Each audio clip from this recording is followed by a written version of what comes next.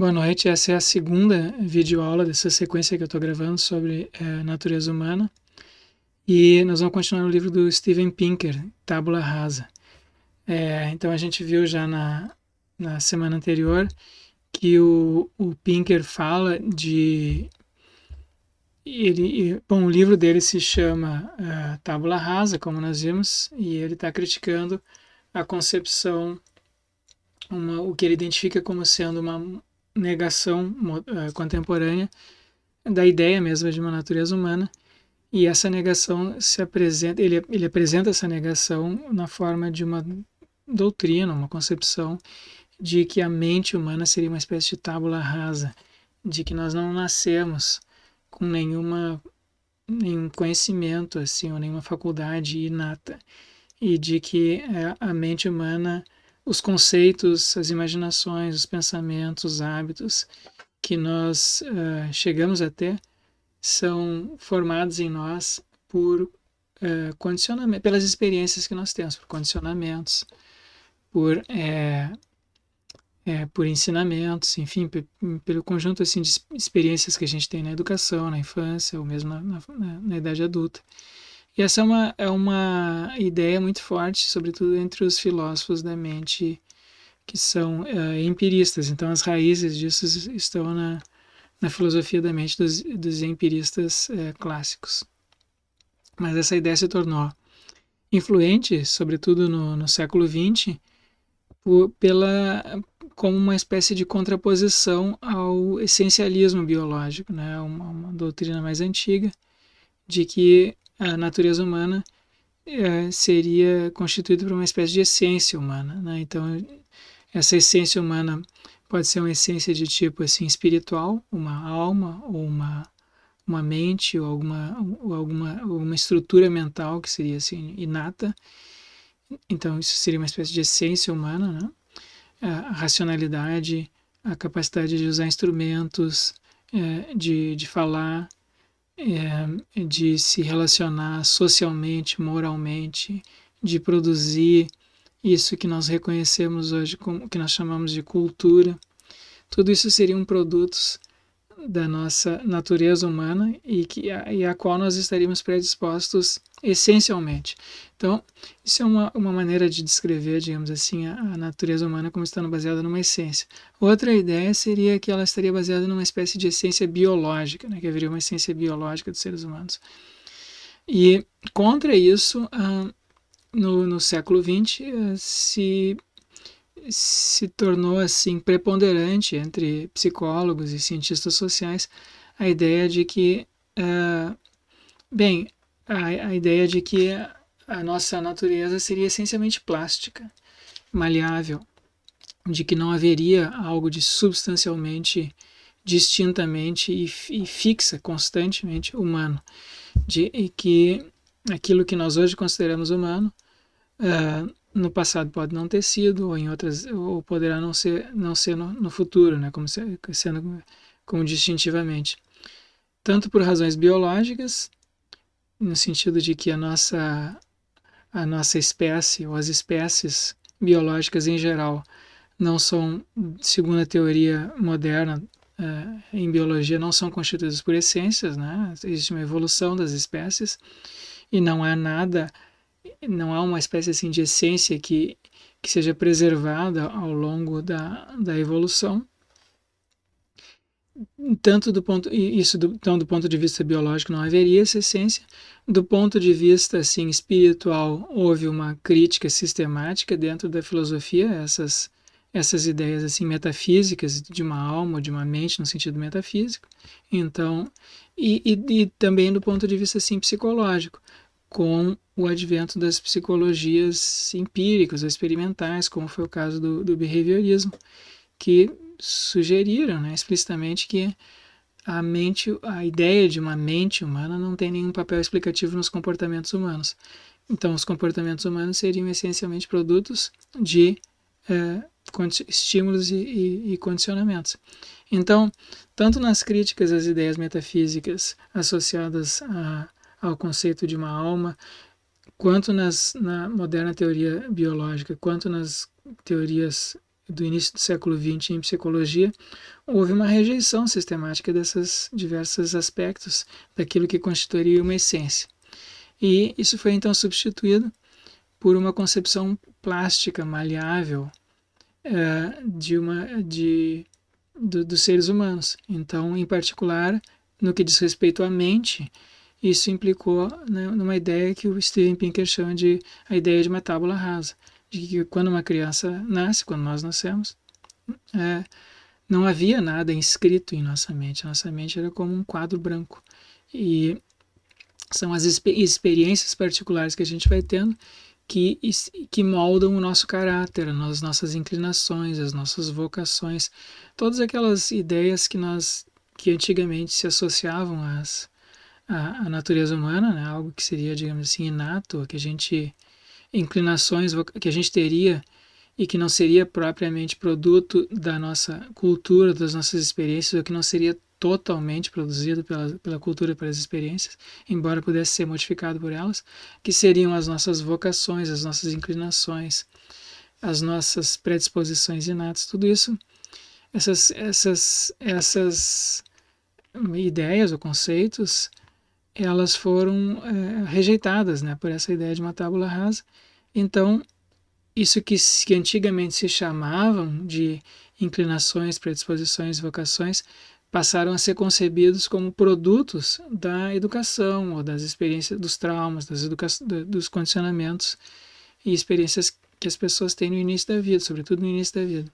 Bom, o Steven Pinker, então, está criticando essa ideia. Ela disse que embora ela podia ter, havia razões assim, boas razões para se sustentar isso no início do século XX, dado o estado dos estudos em biologia evolutiva no início do século XX e em psicologia no início do século XX, nos últimos 40, 50 anos, os estudos em ciência cognitiva sistematicamente rejeitam essa ideia de uma tábula rasa. Mas elas também não apoiam uma volta a um tipo de essencialismo biológico. Então, o que elas sugerem é que existe em nós algumas inclinações, algumas faculdades, algumas predisposições que são com as quais nós nascemos e que podem e que são, embora admitam assim variações culturais, elas admitem variações culturais dentro de certos limites. Então, essas predisposições e inclinações que nós temos e que foram herdadas que nós herdamos do nosso passado evolutivo, elas produzem na gente um conjunto bastante específico, né, de predisposições, dentro das quais acontecem as variações culturais.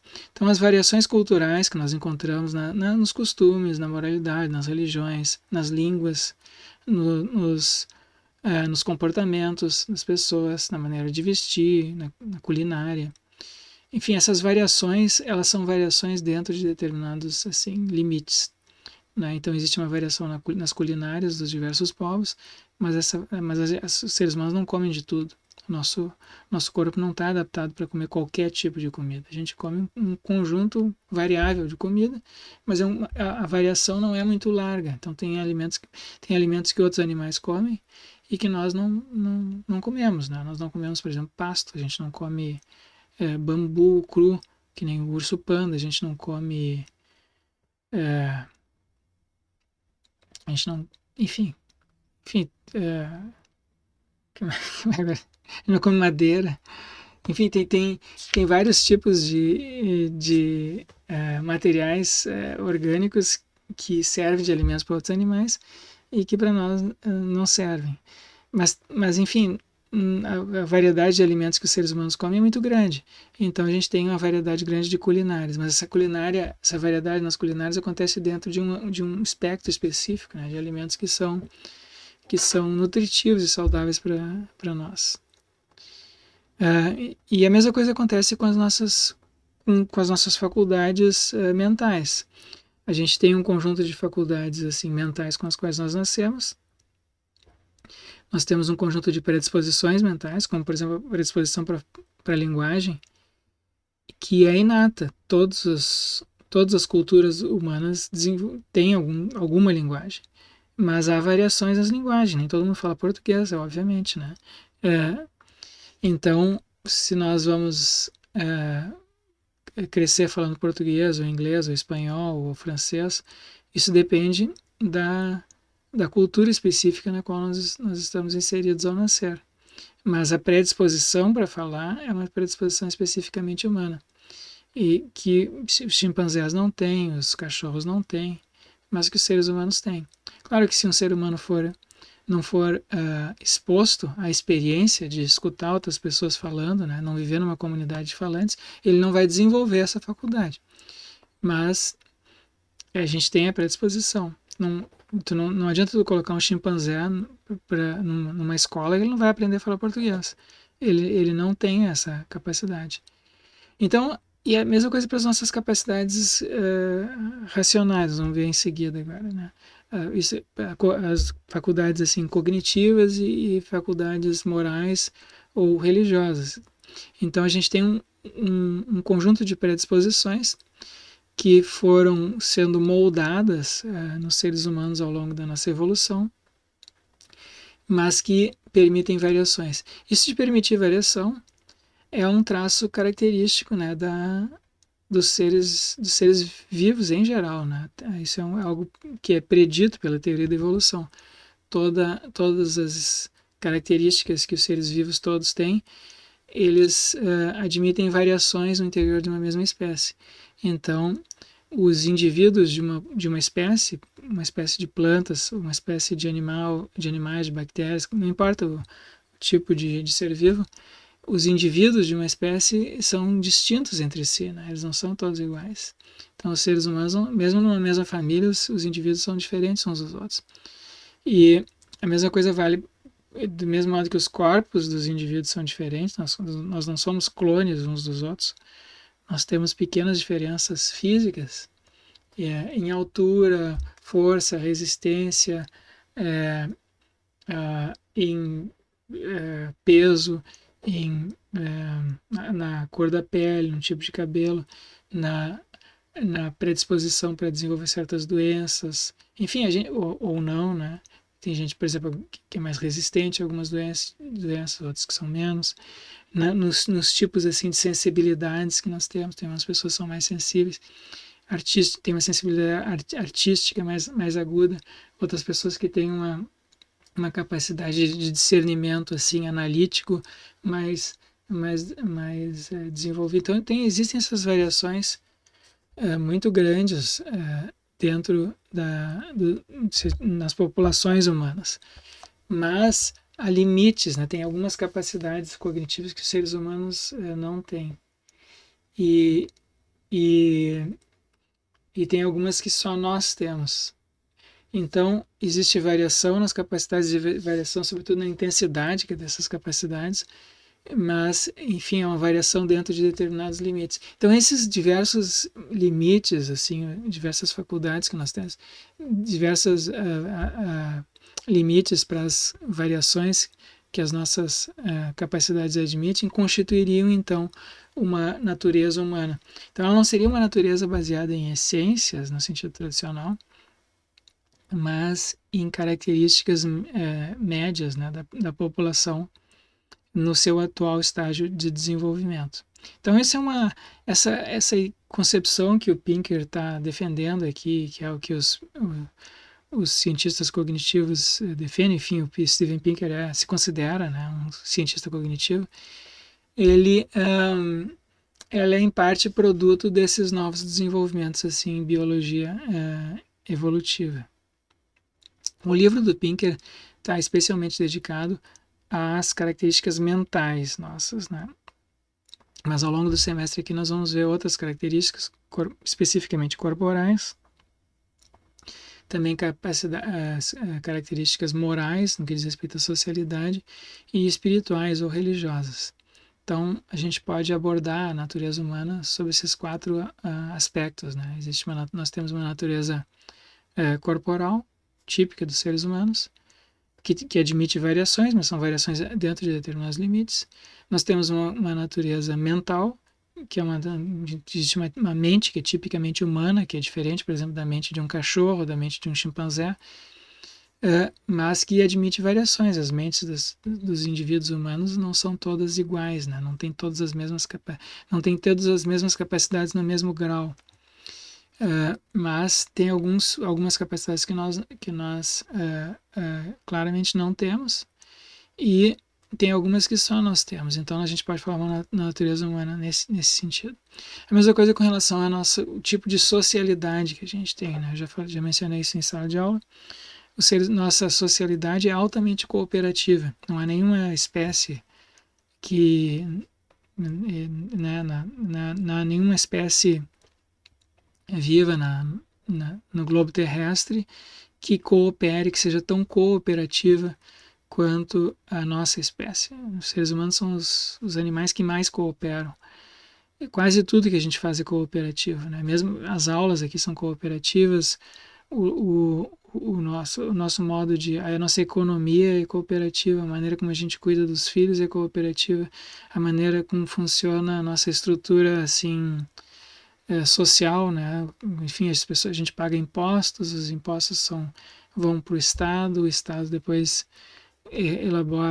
cuida das estradas, das escolas, das universidades. Enfim, a gente tem uma rede muito grande. Os alimentos que nós consumimos não são produzidos por nós. Às vezes, em geral, as casas em que a gente mora, os edifícios em que a gente mora não são feitos por nós, e assim por diante. Quando a gente vai no hospital, nós somos tratados por outras pessoas que nós não conhecemos, em geral, né? Os médicos, enfermeiros que trabalham nesses lugares são pessoas, em geral, desconhecidas da gente. Então a gente tem uma rede enorme assim, de cooperação, a gente depende, né, do trabalho uns dos outros. Então, nós temos um sistema cooperativo em larga escala. Então, é a única espécie que tem isso da maneira como nós temos, né? Que é uma cooperação em larga escala com pessoas que não são da nossa família, que são estranhos, e é uma cooperação flexível, em que as pessoas podem mudar de papéis, né? Eu agora aqui estou na condição de professor, mas eu posso me colocar na condição de aluno, posso me colocar, sei lá, posso desempenhar outras atividades, né? Posso ser pedreiro, ou motorista, ou administrador aí de algum lugar.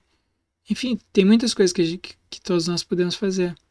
Então a gente pode trocar os papéis sociais que a gente desempenha, né? A gente faz isso ao longo da vida. E às vezes durante um mesmo dia a gente faz isso, né? Então eu tenho o meu papel aqui na minha casa como pai e marido, né? Eu também sou filho dos meus pais, então eu me relaciono com eles de outra maneira do que como me relaciono com os meus filhos. Eu tenho colegas de trabalho, eu tenho e com os quais eu coopero, enfim, eu tenho minha relação com vocês aqui, que sou em condição de professor. Em todas as atividades, eu estou desempenhando papel. Em cada uma dessas atividades, eu desempenho papéis diferentes. E às vezes eu desempenho todos esses papéis ao longo de um único dia. Então, e todo mundo faz isso, né? Quase todo mundo, assim, não há ninguém que tenha um só papel que essa pessoa realize o dia inteiro, a vida inteira. Então, o tipo de socialidade que a gente tem, que é uma socialidade cooperativa, é uma socialidade para a qual nós fomos selecionados, quer dizer, para a qual houve uma pressão seletiva ao longo da evolução biológica dos seres humanos. E nós temos uma predisposição inata para isso, né? Nós temos sentimentos morais, nós temos emoções e que nos inclinam à cooperação. Depois nós vamos ver especificamente mais o que isso quer dizer. E a mesma coisa com relação à religiosidade, à espiritualidade. Nós temos sentimentos e emoções que são especificamente religiosas e espirituais e que nos inclinam a algum tipo de espiritualidade. Não há nenhuma sociedade humana, não há nenhuma civilização para a qual não haja alguns valores ou objetos ou eventos que sejam considerados sagrados, que sejam considerados, portanto, mais valiosos do que qualquer outra coisa, inclusive que a própria vida dos indivíduos dessas sociedades. Então, enfim, isso também foi selecionado, né, na nossa evolução humana. Depois nós vamos ver um pouco sobre isso, embora o Pinker mesmo não fale desses aspectos assim espirituais ou religiosos, tá? Isso nós vamos ver vamos ver o que outros autores têm a dizer sobre isso. O livro do Pinker está especialmente aqui dedicado à evolução ou às características da nossa mente que são constitutivas assim de uma certa natureza mental nossa e que se expressam em capacidades cognitivas e capacidades morais. Tá? Então, mas o Pinker fala bem pouco assim, da evolução dos nossos corpos e ele também fala bem pouco da evolução da espiritualidade. E talvez porque ele seja ateu, né? Não sei. Bom, eu deixei na página da disciplina um texto importante de um biólogo, também biólogo e filósofo da biologia, chamado Ernst Mayr. E esse texto está traduzido em português, eu deixei lá na página da disciplina a tradução brasileira, que foi feita pela Karine Rossi Pereira, que agora é doutoranda na Federal de Santa Catarina. E ela, enfim, ela traduziu esse artigo, que é um artigo bem esclarecedor e importante sobre a teoria da evolução de Darwin. E o que o Ernst Mayr diz é que há três contribuições, né, que o Darwin nos legou para a biologia e filosofia da biologia. Primeiro, o livro, o Darwin apresentou um conjunto de indícios bastante grande e sistemático da evolução. Então ele fala lá, por exemplo, do registro fóssil, ele fala da biodiversidade, de como plantas e animais de um determinado local são aparentados entre si e num outro continente aquelas plantas e animais daquele outro continente são aparentados entre si, há uma diferença entre os dois continentes. Tem uma diferença, por exemplo, entre a vegetação que a gente encontra na América do Sul, na América do Norte, na Europa, na África. Mas a gente pode ver que há um parentesco assim, entre os animais e as plantas daqui, uns com os outros, e da mesma maneira com os animais e plantas da Europa, uns com os outros, e assim por diante. Então, tem uma geografia, né, biológica que sugere algo como a evolução. O Darwin apresenta diversos indícios assim, desse tipo. Então, isso está tudo na obra do Darwin. Isso é bem reconhecido, né? Isso já foi, enfim, não há muita discussão sobre isso. Então, o Darwin também apresentou na Origem das Espécies, no livro Origem das Espécies, um mecanismo de evolução, que é o mecanismo da evolução por seleção natural. Então, isso também é bastante reconhecido. Depois nós vamos ver um pouco mais sobre isso.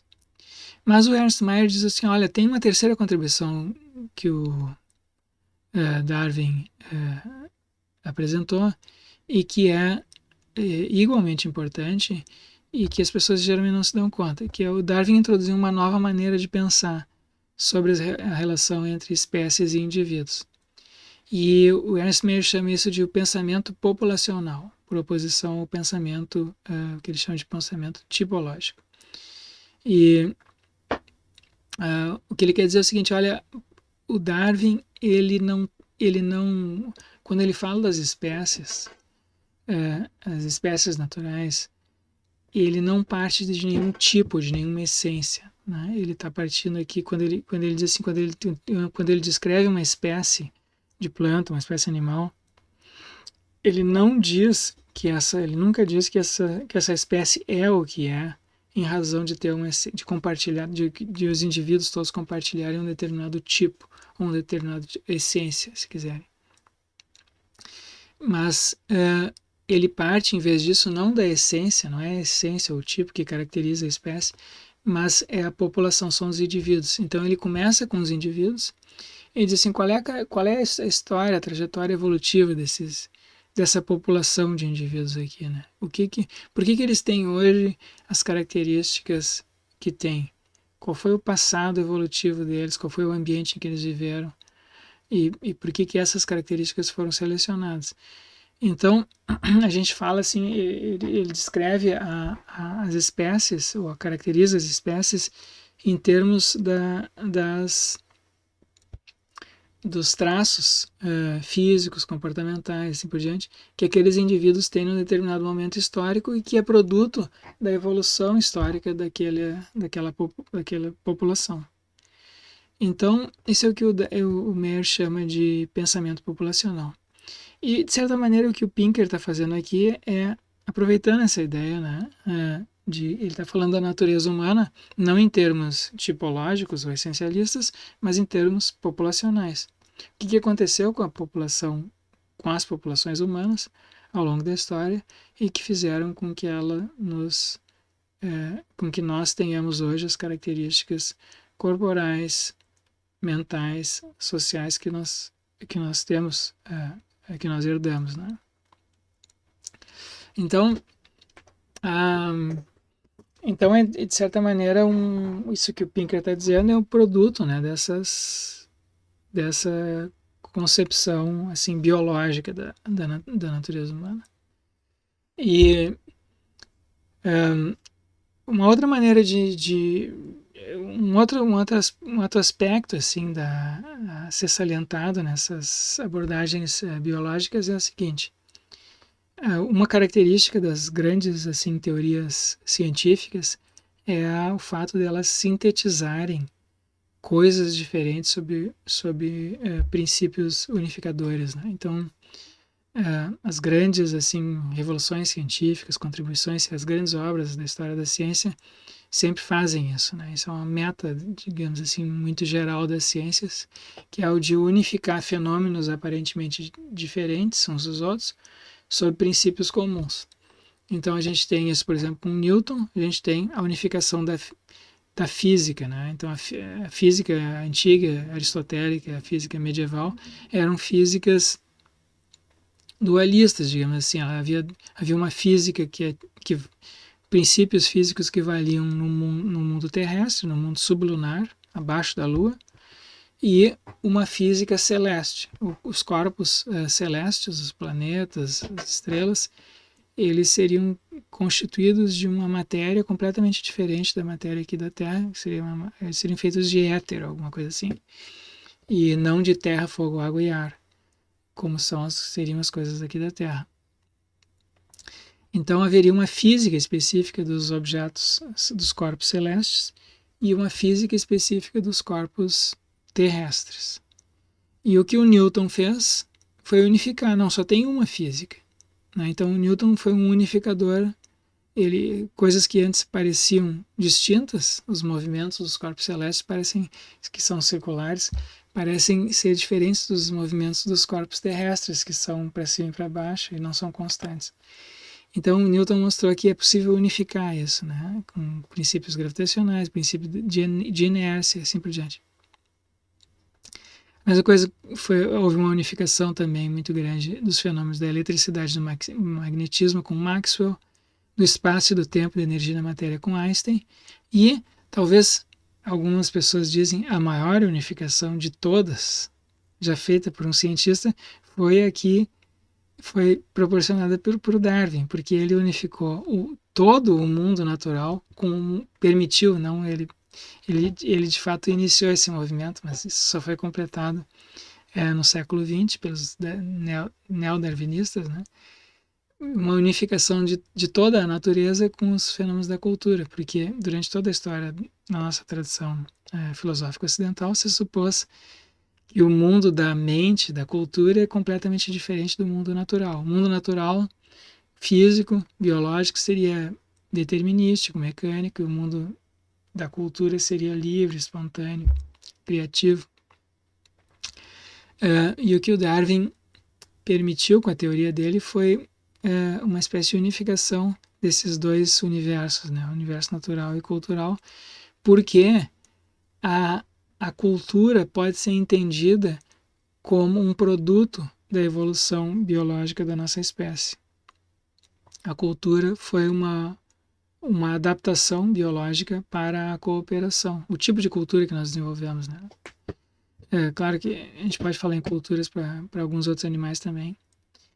Então são culturas no sentido de cultura no sentido de transmissão de informações por vias não genéticas ou não corporais, né? Não de uma geração para outra apenas. A gente tem uma a gente tem a transmissão de informações genéticas de uma geração a outra através da procriação, mas a gente tem na cultura a transmissão horizontal de um indivíduo para outro indivíduo.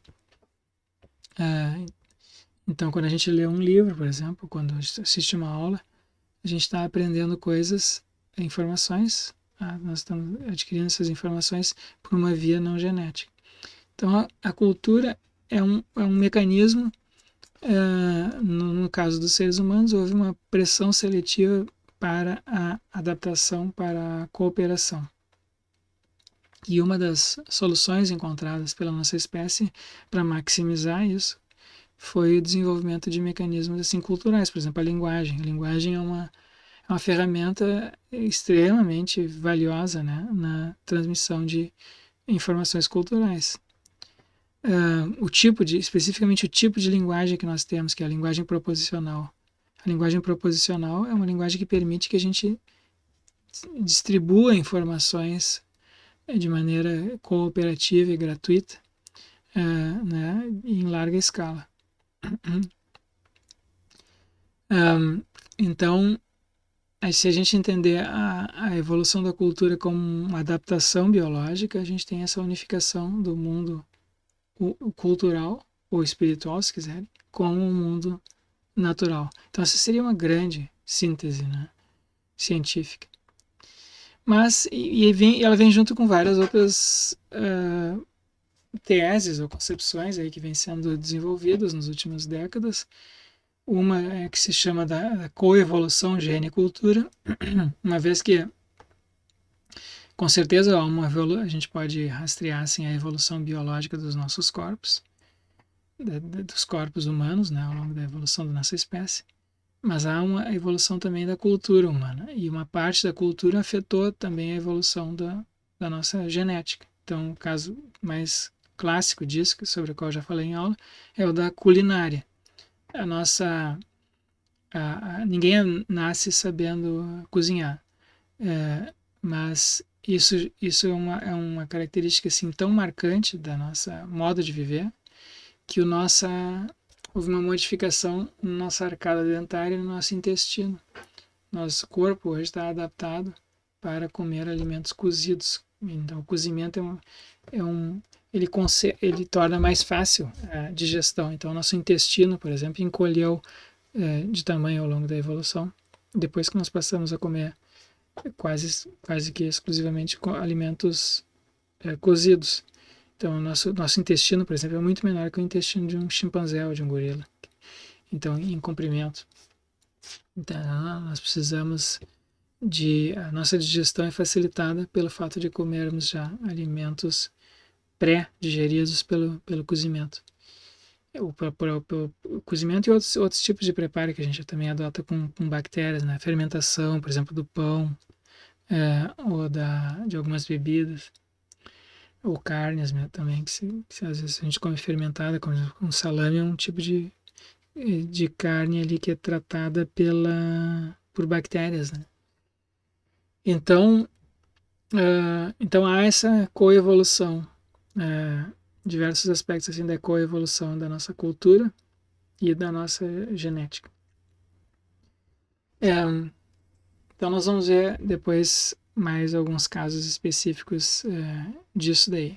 Mas então a gente tem assim na história humana, na história da evolução humana, a gente tem milhares de anos de seleção adaptativa para a cooperação. E a gente tem diversos mecanismos cognitivos e sentimentais, afetivos, que foram sendo selecionados para o tipo de cooperação que nós praticamos. Então a nossa mente se moldou, foi sendo moldada, e ela hoje tem características assim que são tipicamente humanas e que não tem como ser adequadamente descritas por aquele modelo de uma tábula rasa. Não é verdade que o modo como a nossa mente funciona é exclusivamente produto da nossa educação ou das instituições, das experiências que nós temos. Há algumas características, ao contrário, nós temos as instituições que nós temos e a educação que é possível se praticar entre seres humanos é de um tipo específico que foi moldado, que é moldado pela nossa mente. A nossa mente é que molda o tipo de educação que a gente tem e o tipo de instituição em que a gente vive. Então, existe uma natureza prévia, né, que seleciona esse tipo de prática, das práticas de ensino que a gente de fato adota. Então, há vários aspectos assim disso da nossa mente em que isso pode ser descrito, pode ser identificado, né? Então, e uma outra característica é o tipo de percepção que a gente tem, né? Também nós temos faculdades mentais perceptivas e essas faculdades mentais perceptivas elas já têm uma predisposição para alguns tipos de eventos, alguns tipos de objetos, alguns alguns padrões visuais. Então tem alguma nós não percebemos todos os comprimentos de onda, né?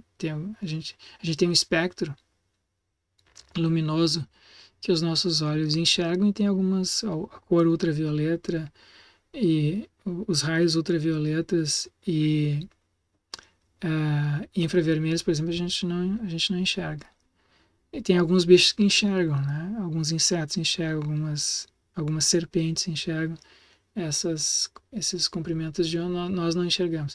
Então houve uma evolução do nosso olho para a identificação dessas cores específicas que são adaptadas para o tipo de alimento que a gente consome, obviamente, né? Para nós é importante saber discriminar entre uma fruta madura, vermelha, mas de um certo tipo de amarelada, vermelha, enfim, de uma fruta verde, por exemplo.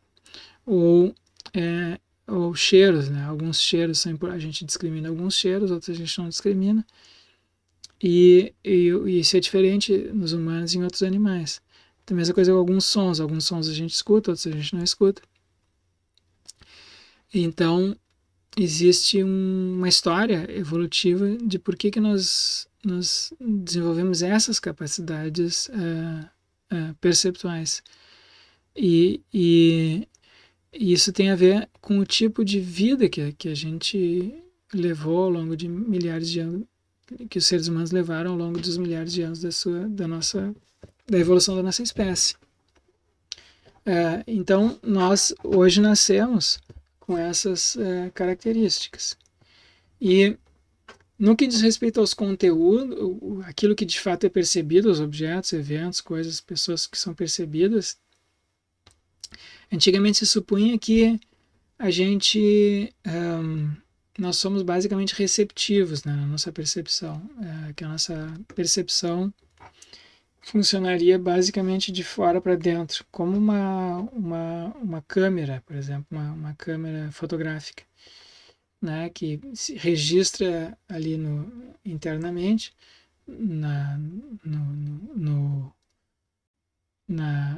no chip ali que tem na câmera digital, ou antigamente nos filmes, né, fotográficos. Ela registra aquelas luzes, aquele padrão luminoso que está entrando pela lente. Então a câmera é puramente passiva, né? O que está lá ela registra. No caso da nossa percepção não é assim, né? A nossa percepção não é puramente passiva, ao contrário, a gente percebe aquilo que é relevante para nós.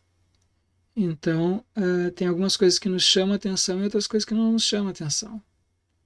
Então a gente é seletiva, a nossa atenção é seletiva, a nossa percepção é seletiva. Se a gente olha para um ambiente assim ao redor, os objetos e coisas e eventos e sons e cheiros, eles não nos chegam todos de maneira neutra ou não nos atingem com igual intensidade, que nem poderia acontecer com uma câmera fotográfica. A câmera fotográfica para ela, né, tanto faz. Se aqui tem uma obra, na frente dela tem uma obra de arte, eu tenho uma parede em branco, eu tenho um livro, eu tenho uma mesa, uma pedra, para ela é tudo igual, né? Ela registra o que está ali. Nós não.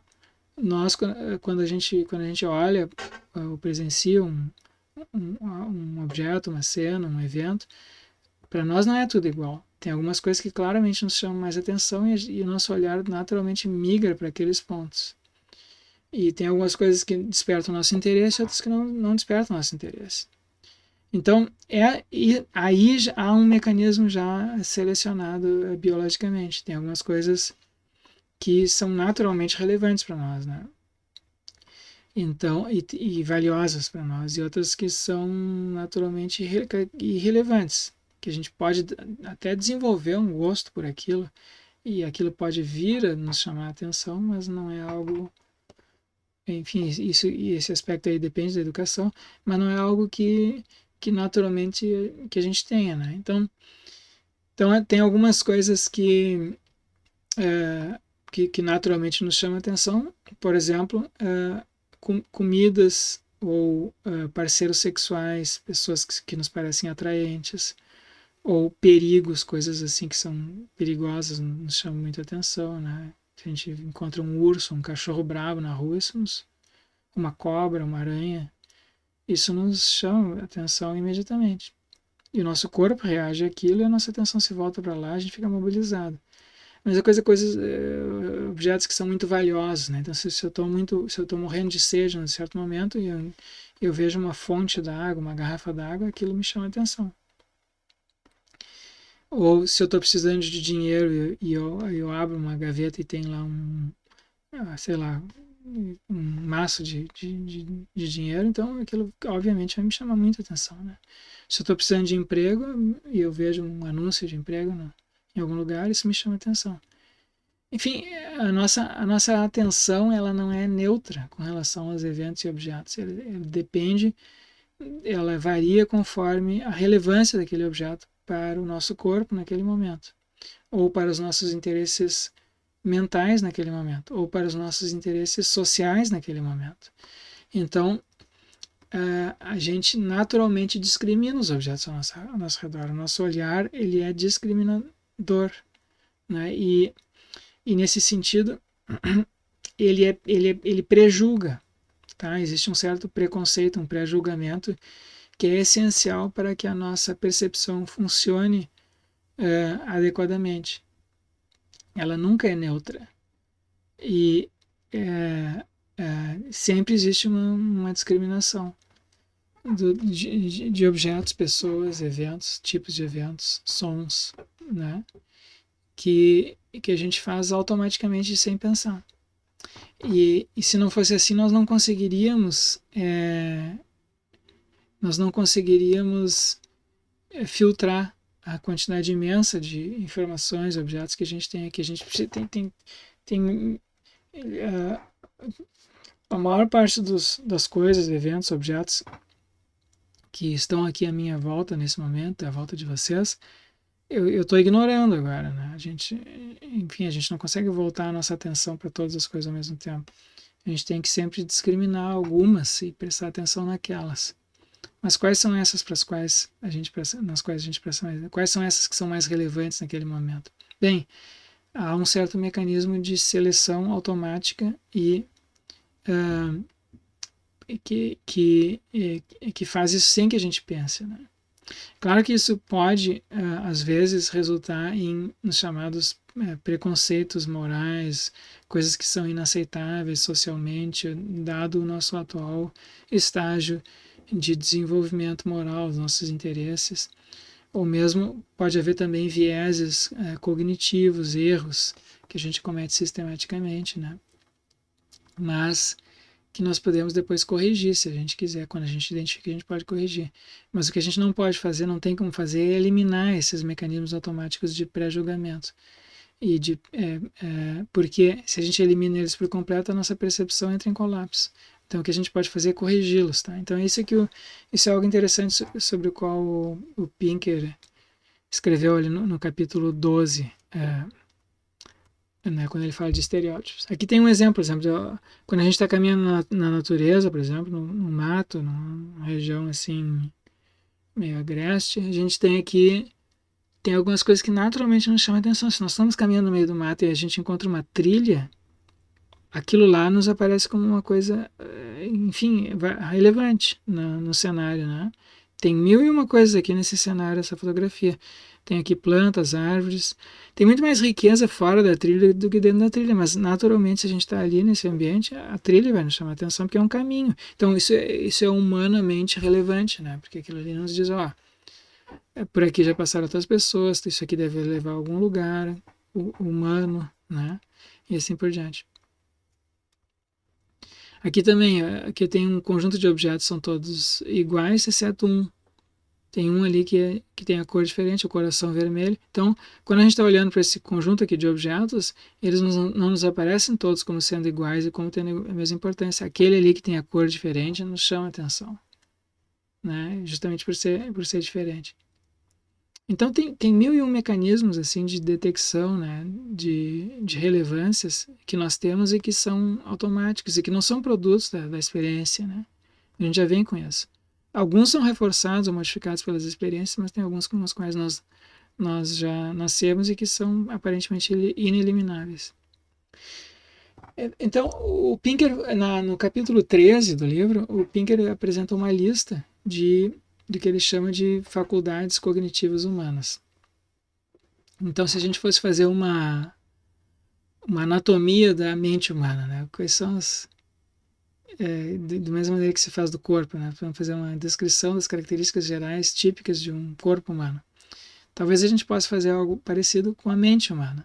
Então, o Pinker, embora isso não tenha sido feito ainda, ele sugere a seguinte lista de faculdades cognitivas humanas com as quais nós todos nascemos. A menos que a pessoa tenha algum tipo de deficiência, né? Claro que tem pessoas que nascem com deficiências cognitivas. Mas, tipicamente, a gente nasce com uma espécie de física intuitiva, que é uma capacidade de rastrear, de identificar e rastrear objetos. Então, um bebê, por exemplo, um bebê pequeno já é capaz de rastrear um objeto no espaço. Então, ele age com relação àquele objeto, supondo, né, que as trajetórias naquele objeto no espaço, que aquele objeto é mais ou menos constante, que ele não vai desaparecer a qualquer momento, e que as trajetórias daquele objeto no espaço são contínuas. Então, que não tem saltos, né? Que o objeto, quando ele está aqui, para ele chegar aqui, ele tem que passar por todos os pontos aqui intermediários. Que ele não tem como saltar de um lugar para o outro sem passar pelo espaço intermediário. Então, isso é uma espécie de física intuitiva que todos nós temos. E que, bom, nós temos também uma biologia intuitiva, que é baseada, que concebe os seres vivos como tendo certos poderes ocultos, ou essências ocultas, né? Que permite com que eles procriem, cresçam, se regenerem quando estão feridos, né? E assim por diante. Então, haveria uma espécie de essência oculta nos seres vivos. A gente tem uma espécie de engenharia intuitiva, no sentido que a gente concebe os artefatos todos como tendo um determinado propósito. Então, aqui tem uma caneta, ela tem um determinado propósito. Aqui tem um relógio, ele tem um determinado propósito, computador, etc. Essas coisas que são a cadeira, a mesa que eu estou usando aqui tem um propósito. Foram criadas com determinados propósitos. A gente tem também uma psicologia intuitiva, em que a gente atribui mentes ou almas às outras pessoas. A gente interage com as outras pessoas supondo, né, que elas têm uma mente ou uma alma. A gente não interage com as outras pessoas pensando que elas são máquinas ou objetos inanimados. A gente supõe que elas têm vida interior, né, que tem algo ali que não é puramente corpóreo. Então esse é o tipo de interação que a gente tem tipicamente com outras pessoas. E que é intuitivo. Todo mundo tem isso. A partir dos 4 anos de idade, as crianças já desenvolvem isso. Isso não precisa ser ensinado.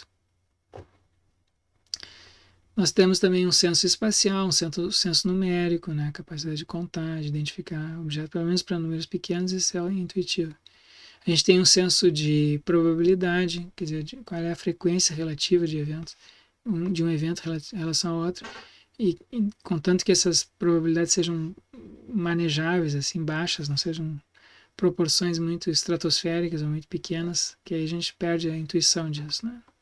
É a mesma coisa que dizer assim, né, existem 100 trilhões de estrelas, ou eu não sei aonde, no universo, na nossa na Via Láctea. Bom, esse número é tão grande que a gente não tem muita noção disso, né? A gente tem uma noção intuitiva de quanto é que é 10, 20, ou 6, ou 12. A gente consegue entender, assim, intuitivamente o que esses, qual é, que, que grandezas são essas, né? Agora, se alguém me diz assim, 1 bilhão, 1 trilhão, tá, eu sei que 1 trilhão é maior que 1 bilhão, mas eu sei isso só conceitualmente, não tenho nenhuma intuição disso. Se eu visse 1 bilhão de grãos de areia e 1 trilhão de grãos de areia, não sei se eu ia conseguir discriminar a diferença, né? Ia ser um monte tão grande que eu não ia saber. Então a gente não tem essas. Quando os números são muito grandes, a gente perde a intuição disso. A gente fica só com o conceito abstrato.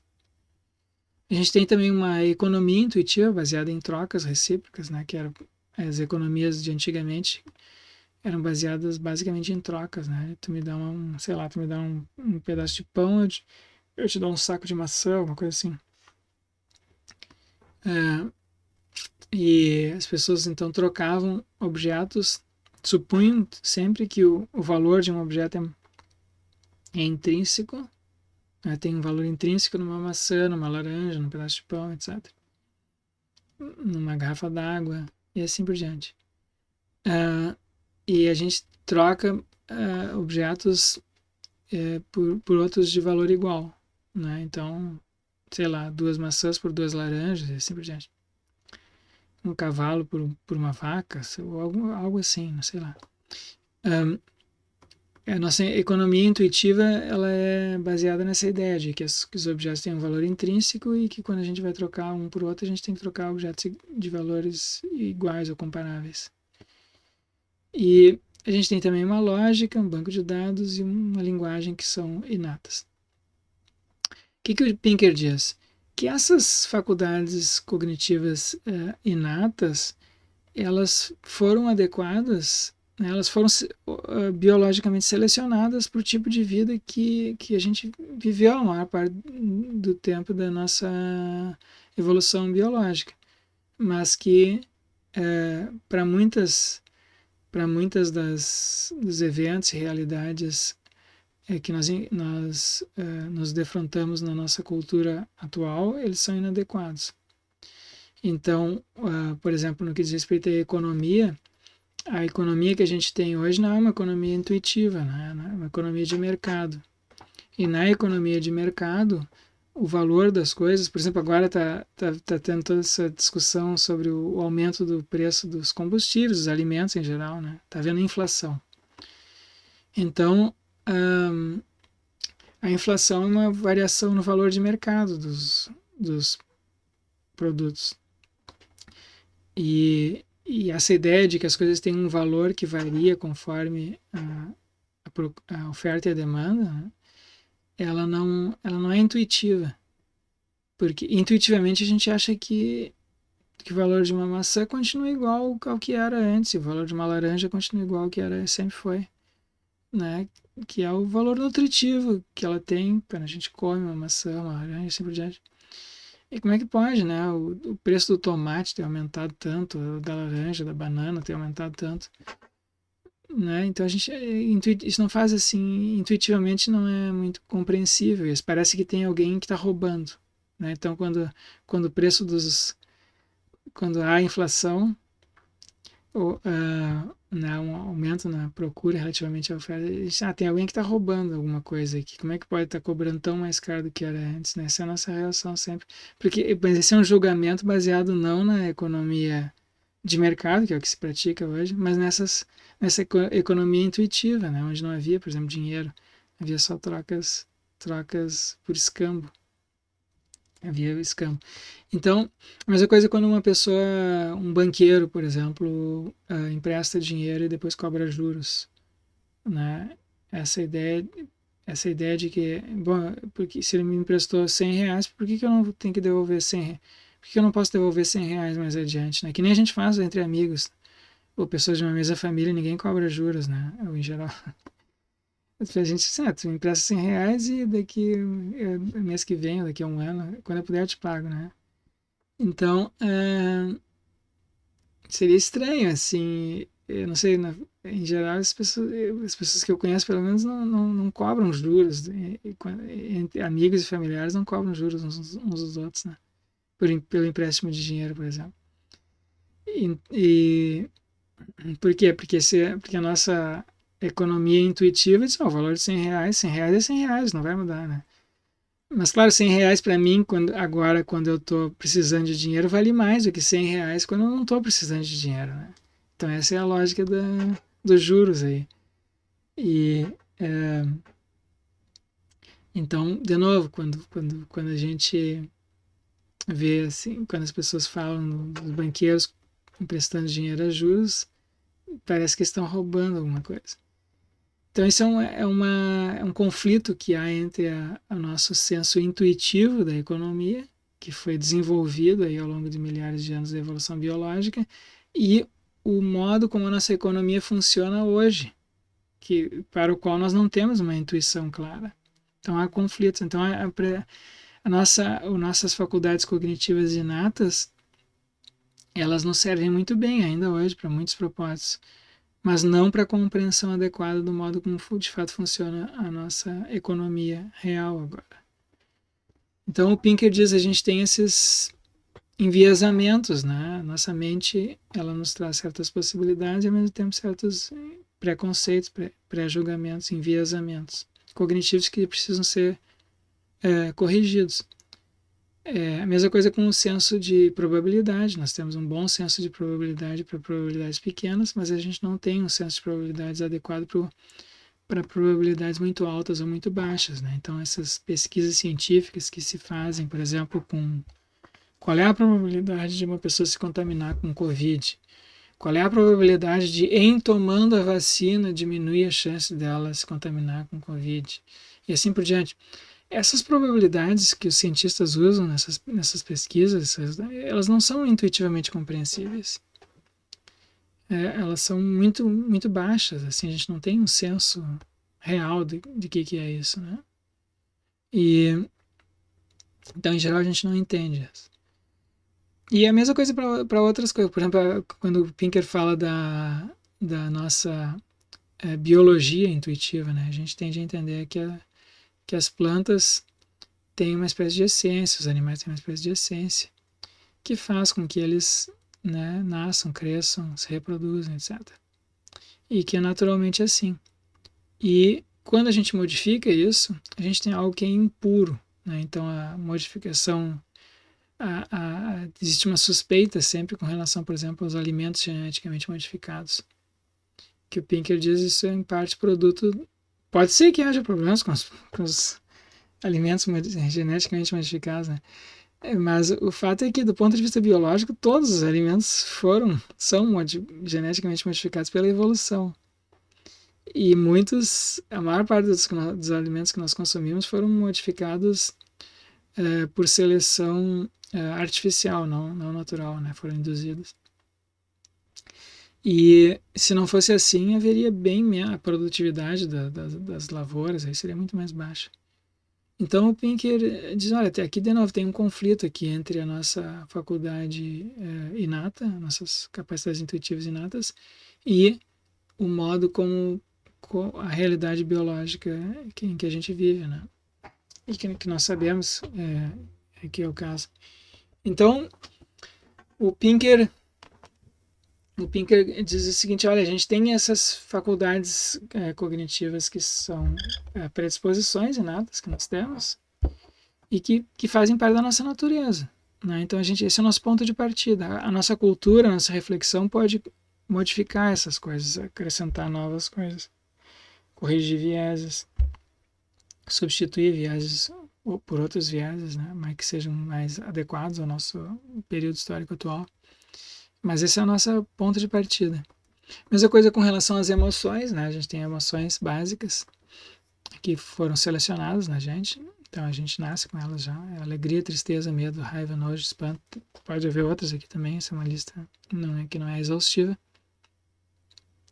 E que também foram selecionadas para determinadas, foram adaptativas, são adaptativas ainda para nós, mas que elas trazem em conjunto consigo um funcionamento automático, né, que constitui em parte a nossa natureza. E por fim o Pinker fala das implicações disso para a educação, né? Sabendo que a nossa mente tem essas características, então a gente pode pensar no desenvolvimento de programas educacionais que não suponham assim uma maleabilidade irrestrita das nossas capacidades humanas, né? que é o pressuposto da tábula rasa. A mente das crianças não é como uma tábula rasa, elas já vão para a escola com aquelas capacidades ali inatas, com aquelas predisposições. Então, os programas educacionais têm que partir daquilo ali, não partir da ideia de que eles podem ensinar o que bem entender, e o caráter, as inclinações dos indivíduos vão ser moldados de acordo com o que for ensinado. Não vai ser moldado de acordo com o que for ensinado. Porque algumas coisas não vão ser aprendidas, porque contradizem aquelas faculdades intuitivas, e outras serão muito facilmente absorvidas se estiverem em acordo com aquilo ali. Então, um programa educacional inteligente tem que partir daquilo ali, não supor uma mente em branco. Bom, o livro do Pinker é muito rico, tem muitas outras coisas. Nós vamos voltar talvez a ele mais adiante, porque ele tem vários assim capítulos que são específicos sobre problemas específicos, né?